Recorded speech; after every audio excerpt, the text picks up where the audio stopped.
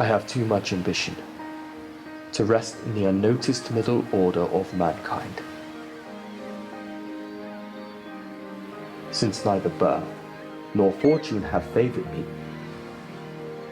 my actions shall speak to the world.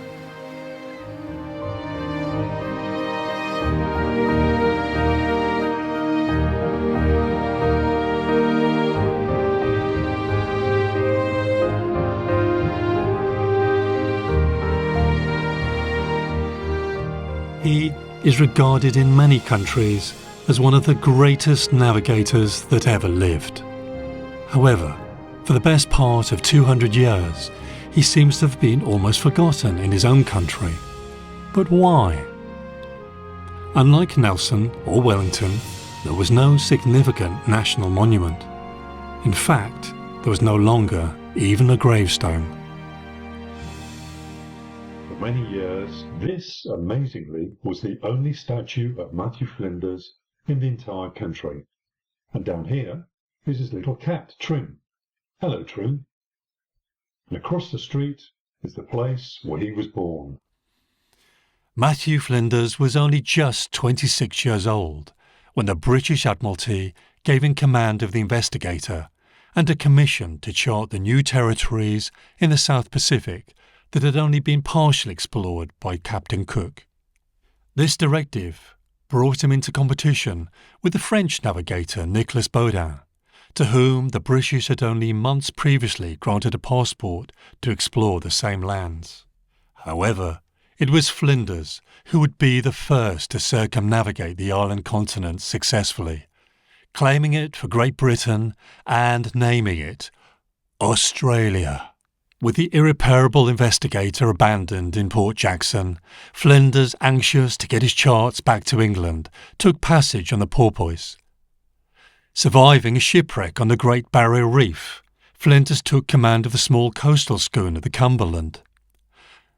But the Cumberland had been a former spy ship. In danger of sinking in the middle of the Indian Ocean, he sought shelter in Mauritius. Unaware, England was once again back at war with France. There, he was arrested as a spy and was to be held for 6.5 years. It took 2 centuries before a statue was finally unveiled in the capital by Prince William at London's Euston Station. Then, miraculously in 2019, a coffin was discovered during excavation by archaeologists working on HS2. A plaque on the lid gave a clue as to who was interned, and the remains were later confirmed to be that of Captain Matthew Flinders. So why was he lost for so long? And why was he not more widely known by the people of his own country? We're at the Australian residence in Floreal in Mauritius. It's just a few metres away from an extinct volcano crater called Tim Purcell, which Matthew Flinders described in his extensive journal. Matthew Flinders lived not very far away in a place called Henrietta, and he was under house arrest there by the French governor between 1805 and 1810.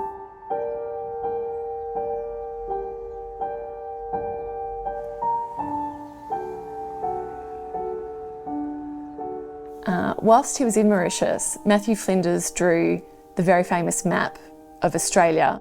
The first draft was hand-drawn by him in 1804. It demonstrates uncanny accuracy, since verified by GPS, and was still used by the Australian Navy during exercises off the northern coast as late as the 1990s. So on his first trip, Matthew Flinders circumnavigated Tasmania. On his second voyage, he was the first to circumnavigate the mainland island, known as Australia, the island continent. He used his time here to write an exhaustive journal and also completed the records of his circumnavigation of Australia, which was published as Terra Australis.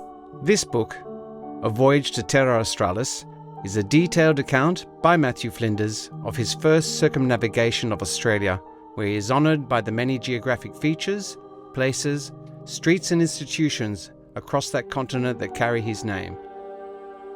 the publication in 1814 of a voyage commenced in 1801, and of which all essential parts were concluded within 3 years, requires some explanation. Shipwreck and a long imprisonment prevented my arrival into England until the latter end of 1810.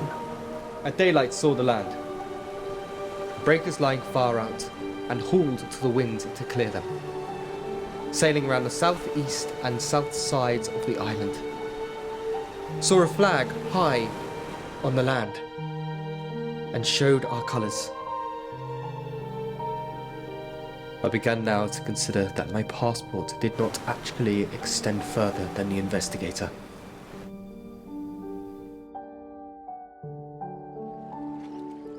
Tension arises from this first meeting when Flinders learns that hostilities between their two nations had once more flared up. Flinders attempts to explain the reasons behind his decisions to stop at Mauritius, contrary to his written orders and conditions of his passport issued by the French consul in Paris, as written in his third log. But they went beyond the necessity of caulking the schooner, refitting the pumps and obtaining essential stores, and were to be used as evidence that he was an impostor and a spy.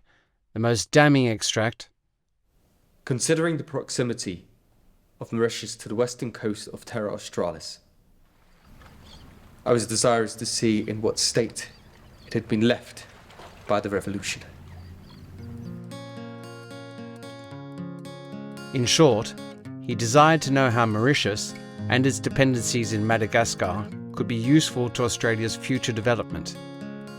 That passage, which was deemed so incriminating, written in his third logbook, which was never returned during his lifetime. Having given a quantity of tamarinds and bananas for the English crew, Major Dunianville insisted that Matthew Flinders dine at his home. It is important to note the hospitality, as many of the people he meets here become friends in the coming years. The friendship of these people, in stark contrast to the French officer who arrests him, Etienne Bourgère, was a portend of what was to come. Flinders was to remark in his private journal, "Citoyen Dunianville and his lady seem to be indeed amiable people." This is my ancestor, Marie-Antoine Baron Dunianville. He remains with us through modern technology, film and television. He left his memories, and we are very happy to still have him amongst us. During the American War, he was on the French side, obviously. There was an Englishman who knew him very well there. When he met him here, he asked him, "What are you doing here?" He responded, "I cannot reply, but I could ask you the same question." They'd become friends during the American War of Independence. He, Dunianville, was employed as an important official person in the government, in charge of Savane, but without a title. He wasn't asked to go to Flinders. Flinders came to him. They met very quickly. There was an immediate connection that brought them together. Flinders became his close friend. It was he who unfortunately brought Flinders to Port-Louis to meet the governor.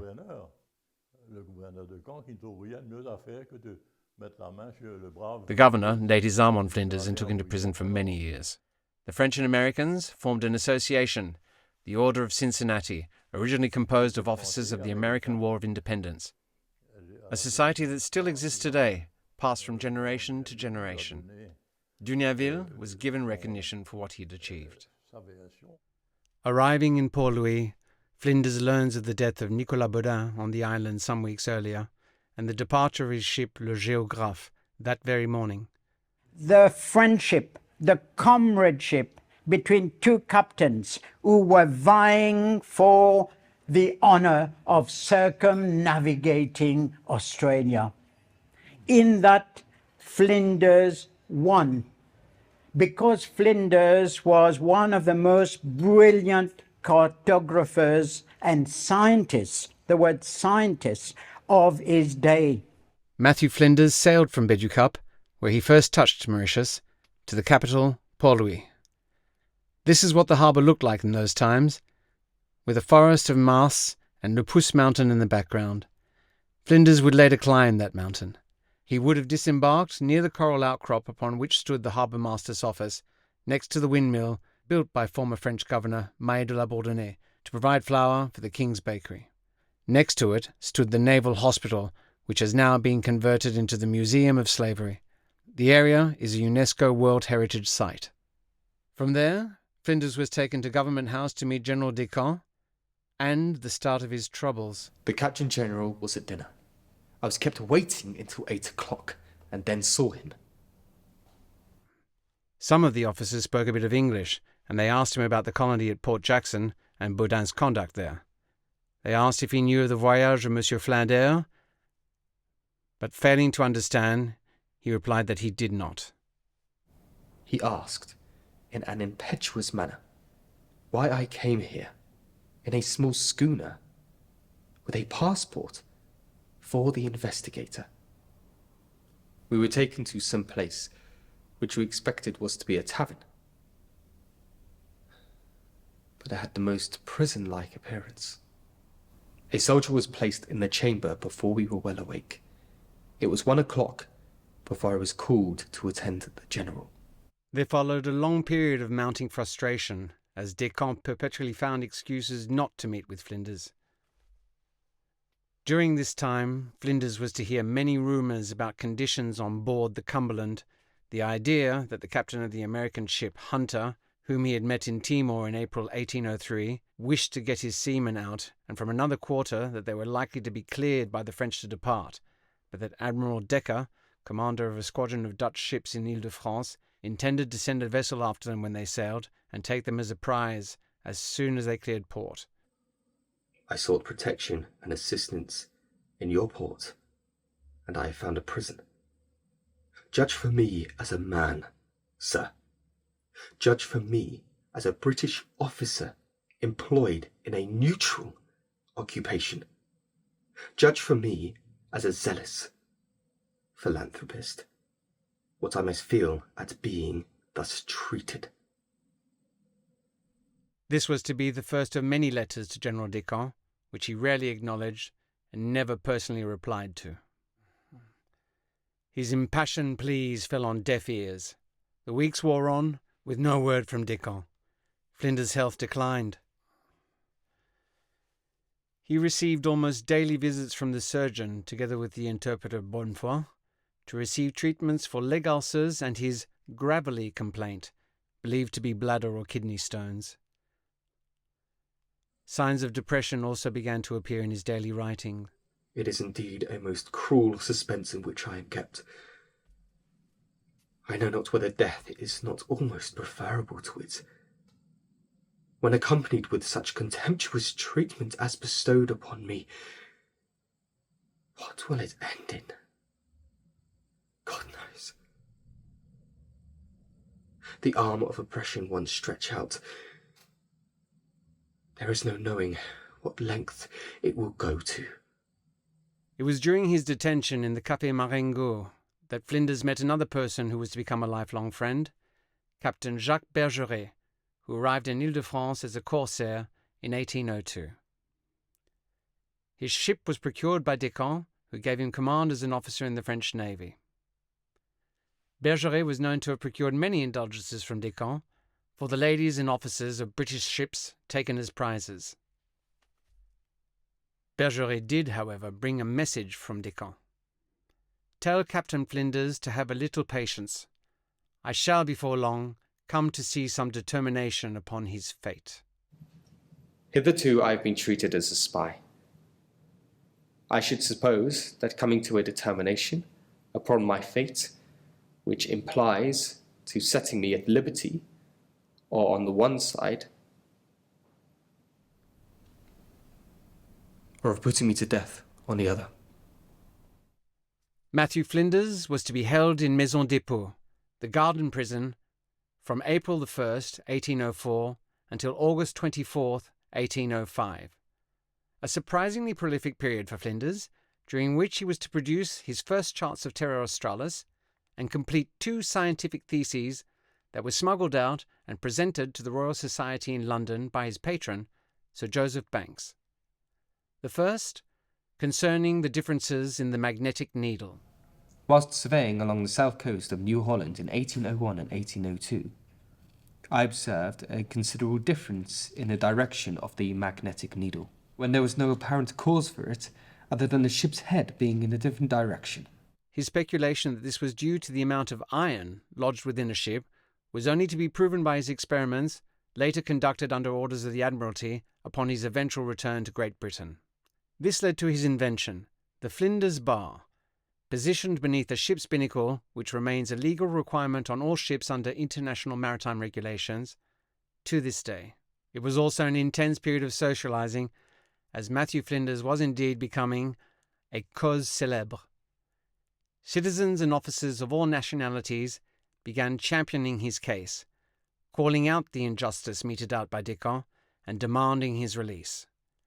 Not by direct application, but by insinuations and underhand methods, as Flinders later became aware. It seems that all description of the people here are as much afraid of Captain General as if he were the Almighty, holding destruction in his right hand and salvation in his left. The truth, I believe, is that the violence of his passion outstrips his judgment and reason. It was here that Flinders first met Tommy Pitot, a businessman from Port Louis, whose kindness to the English prisoners struck him at once, and soon reported that Tommy had become one of my best friends. We are in the Pamplemousse Cemetery in the north of Mauritius, where Tommy Pitot is buried. The cemetery is near an exceptionally beautiful and well-preserved, very early church that has been built by the first settlers in Mauritius. And near also the botanical garden, planted by Pierre Poivre. There is also the house of Montplaisir inside the garden, which was the house of Governor René Magon de la Villebague. It's interesting to know that originally the garden would have been his garden, of course much developed further by Poivre. Tommy formed a very strong friendship with Matthew Flinders during the time he was detained in Mauritius during the Napoleonic Wars. And they had this beautiful correspondence that gives us much detail about the everyday life in the colony, and also the drama which Flinders was living as he was unjustly imprisoned and cut off from his family and his country for many years. He was the catalyst for what I call the Mauritian hospitality. It was Pitot who, in fact, to reduce Flinders' isolation, asked his friends, his family, to support Flinders. Their friendship is very palpable in the letters. You can read that you can read through the lines, there is an urge to communicate every day, almost, by these letters that are sent, I suppose, on horseback, people carrying the letters backwards and forwards. It was Pitot who relayed local, international military news about Napoleon's campaign on the continent. All the time, Flinders was waiting for this information to know when he would be freed. It is a beautiful friendship, and especially as they come from two completely different universes. They don't even speak the same language, they have different cultures, and it shows that men of the same, holding the same values, with the heart in the same place, can communicate across cultural differences, and barriers, should we say, and even war. But this could do nothing to dispel Flinders' despair, as the first anniversary of his imprisonment approached.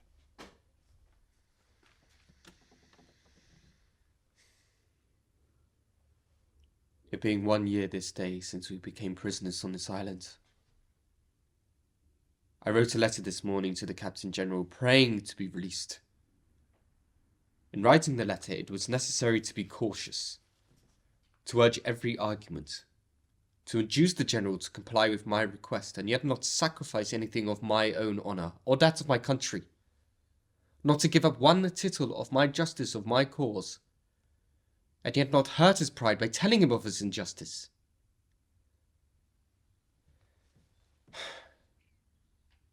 In short, to demand justice without offending the oppressor. To beg without lowering the dignity of my cause I found to be a difficult task, and I wrote this letter 4 times over without being able to please myself in the composition. Perhaps I never wrote a worse letter where my consideration had been bestowed upon it. So difficult it is to express what the heart does not feel.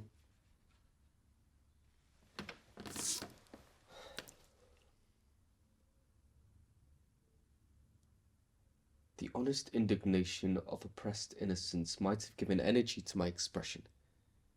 It was necessary to suppress. The letter is subsequently without spirit and almost hypocritical. It's likely I may be accused of wanting the spirit that I had before shown of an Englishman by having suffered something for it. It is said that I ought to have set my oppressor at defiance altogether, and not to have spared him.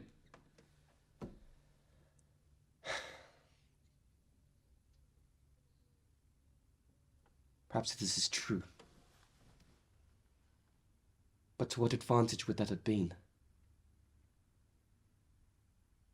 My letter does not contain any accusations. But then I have not flattered my oppressor or asked for my right for an indulgence. I've only admitted telling him what would be offensive, but have not at all gone to the opposite extreme.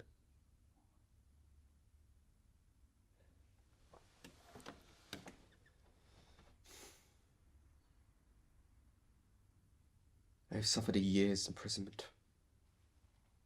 I'm debilitated in health, kept from my promotions, and the credit arising from my exertions. And the risks of prosecuting discovery. Remain in ignorance of the state of my fortune, and my family, both of which have suffered some material alterations. And above all, I am kept from the arms of my beloved wife. Let anyone reflect whether to reverse all these things.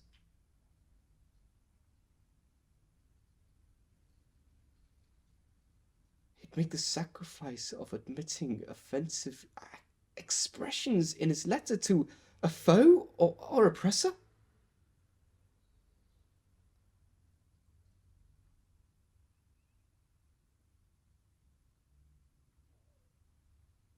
I've done no more. The Pitot company in Port Louis, of course, financed all the privateering of their cousin Robert Surcouf. They were associated with many shipments, transactions, captures of English goods, trading of the goods. And in fact, in one of the letters, Matthew Flinders is asking Tommy Pitot, who has gone to Réunion Island, then Île Bourbon, to sell some goods that had arrived on one of the Pitot ships. He's asking him, why are you taking so long? Why are you not coming back? You know, Flinders is missing his friend. By way of distraction, Tommy also introduced Flinders to the civilized musical and intellectual life of the island.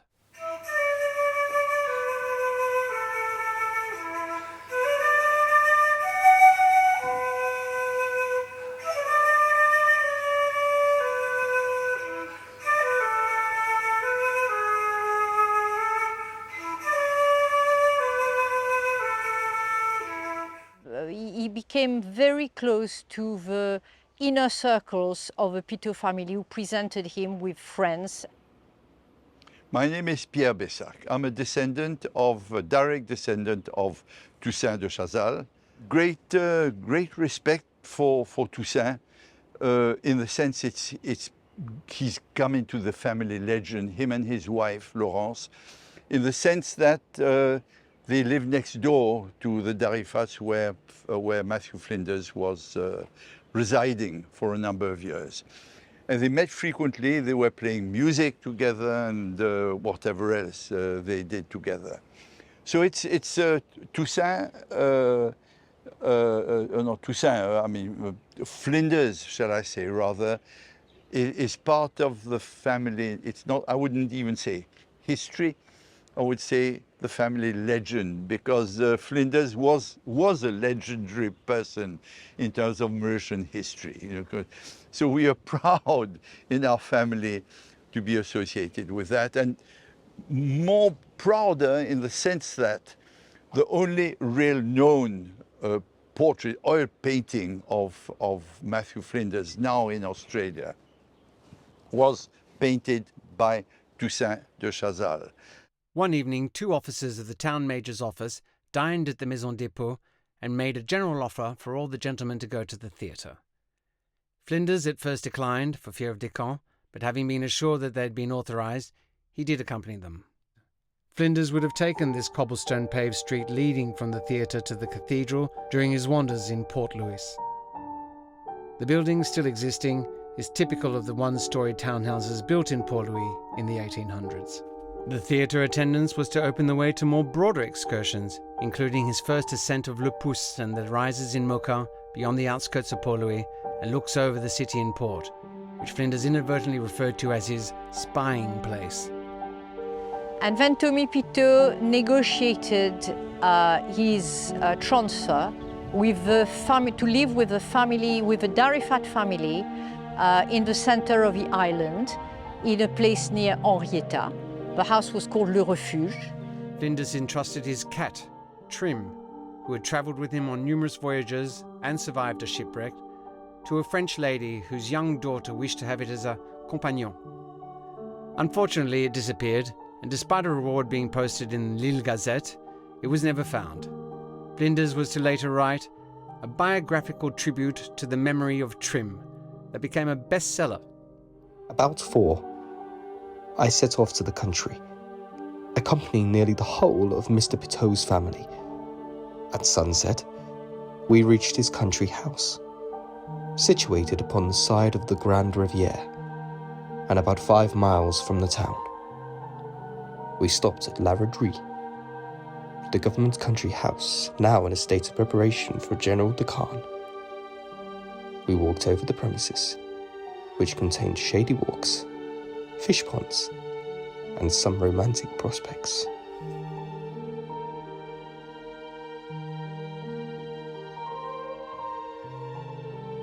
Hello, my name is Philippe Darifat. I'm one of the heirs of Madame Darifat, who in 1805 welcomed Matthew Flinders at Le Refuge in Henrietta, Mauritius. And Flinders spent 5 years at Le Refuge in the company of Madame Darifat and his 2 daughters and 2 sons. And that's where most of his days was spent on the estate. According to his very precise journal, he would get up quite early in the morning, would walk to Rivière Papaye and Rivière Tamarin, who were the 2 rivers that surrounded the property. and he walked and came back for breakfast. He wrote for quite a few hours every day.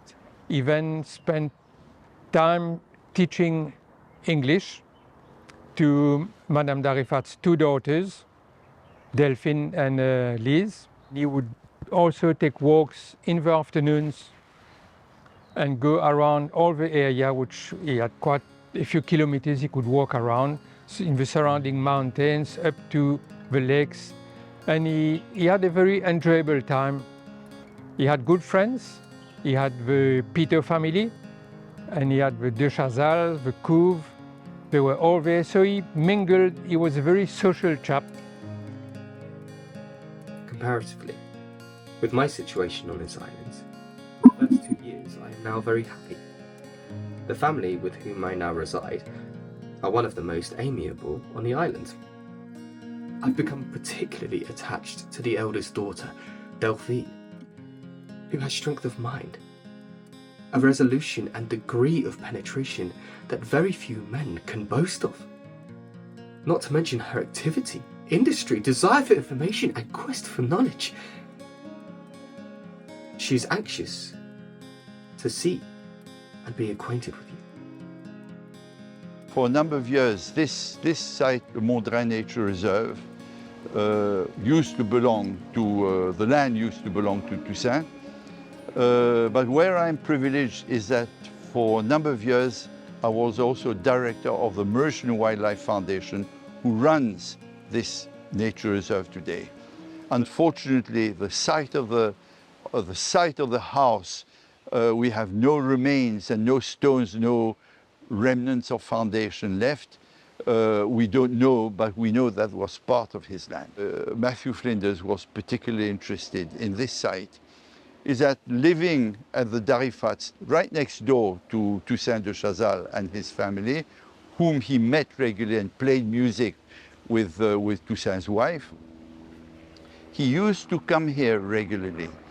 As you go up to the top of the property of the estate, you come to a ridge at the edge, and from where you can see the whole sea in front of you, right up from almost Port-Louis to the north, to the south, the Mont Brabant mountain. And Flinders, we must not forget that he was above all a naval officer, captain of the Royal Navy. All officers, obviously, of the Royal Navy, as all navies, have this very important responsibility, is to gather information, intelligence about all the places that he resides, so that he could then transmit that to the authorities. But certainly one of the reasons he came here is so that he could have an open view. Today, unfortunately, it's covered, so the view on the sea is not so clear, is not so evident, but it's absolutely spectacular. And from the top over there, he could observe all the ships, all the naval maritime movements that were sailing up and down this coast, merchant vessels, but certainly military vessels, because the British, obviously, you know very well that they wanted to take Mauritius. It was a very important strategic position in Mauritius. The French were an absolute thorn on their back, sinking the ships, military ships and commerce ships and things. So they needed to take that. The star and key, Stella Clavisque Maris Indici, the star and key of the Indian Ocean. If you hold Mauritius, you hold the route to India. And for the British, it was the most important aspect that they were considering. This is a particular importance, a great importance in terms of military intelligence, his own recreational activities, because over here, though he had a range of places that he could walk around, he had from the Darifat's house, he had 11 miles radius around which he could travel, and this was part of this place. Certainly very good exercise, certainly very good fresh air, but certainly also very good intelligence, military intelligence, which he transmitted, that was going to bring troops to Mauritius in 1810 and capture Mauritius from the French. There's a point that there's an emotional point and a historical point, because on a site like this, it's important to also, as visitors come, particularly visitors to Mauritius, they might come from Australia, you don't know. When you talk to Australians about Matthew Flinders, suddenly, because, Matthew Flinders, everybody talks about Matthew Flinders, kind of in Australia. And it's important to integrate a portion of history to a project like this. So, this is a tree, this is a tree, this is a tree. You've got a native plant growing over here. That's like, that's it. But if you integrate a historical event, link it to the emotional concept of people, this is people, not just plants, it's important. And here we have this extraordinary opportunity of saying, well, we are here walking on the trail of Matthew Flinders as he walked up to the viewpoint on top. So you will have the opportunity to walk here really and truly on the trail of Matthew Flinders. When you are in isolation, when you are a Navy man, when you are a sailor, and you are confined to a small island 32 kilometers by 24, just imagine a sense of exile, captivity, and imprisonment. The sea represented for Flinders escape, return to London. In the evenings, they played music. Flinders had a flute, so he played the flute. He accompanied one of the members of the Pito family at the harpsichord. And they also played quite a lot of social games, such as backgammon and other games, a very special French game which they call bouillotte. They had very enjoyable evenings and spent a great time together. He was a very social chap, very pleasant person to be with, and they enjoyed his company very much. So I'm very pleased to be able to say a few words about Matthew today and the time he spent with my ancestor. We have to remember that in 1807, Napoleon ordered the release of Matthew. And sadly, General de Camp didn't follow this instruction because it was another 3 years before Flinders was released. The reasoning of the inhabitants upon this suspension was that having been so long on this island, I had gained too much knowledge of it for my departure to be admitted with safety. But if it was so, the Captain General was punishing me for his own oversight, since without the detention forced by himself, the supposed dangerous knowledge could not have been acquired. In calling it an oversight, I am probably wrong. Descamp's removal of Flinders to the countryside proved just how devious he was. What appeared to be granted as an indulgence was perhaps done with a view to this very pretext of my too extended knowledge of the island, a pretext to which could scarcely have been alleged as long as I remained shut up in prison.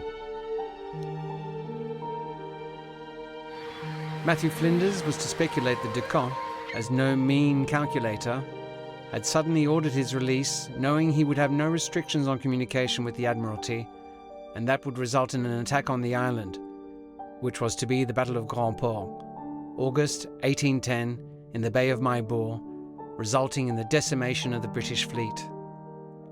The Bay of Maibor was the one area of Mauritius that Flinders had been unable to visit personally. But this only British defeat to the French, many have attributed to him providing false information. Subsequent evidence has come to light that proves the French had moved the marker buoys on the eve of the battle, thereby winning by deception. But this is a story for another day. The very contentious third logbook, that should have been considered private property, de Camp kept in his own hands, taking it with him to France when the island capitulated to the British in December 1810. The Captain General had probably his reason for not wishing even the minister to see it. And up to this time, the commencement of 1814, he had so far persevered against both public and private application, that neither the original nor a copy has been obtained.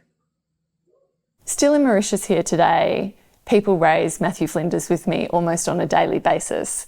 He's a well-known character in history, and he has that tie to Britain, to France, to Australia, and to Mauritius, and those relationships are enduring. That this, for me, is in fact my contribution, an act of reconciliation with Flinders on the part of Mauritius. I'm saying it was an unjust incarceration that brought the career of a brilliant scientist to a premature end. Never in any place, or amongst any people, have I seen more hospitality and attention to strangers, more sensibility to the misfortune of others, of whatever nation, than here, than I myself have experienced in Mauritius.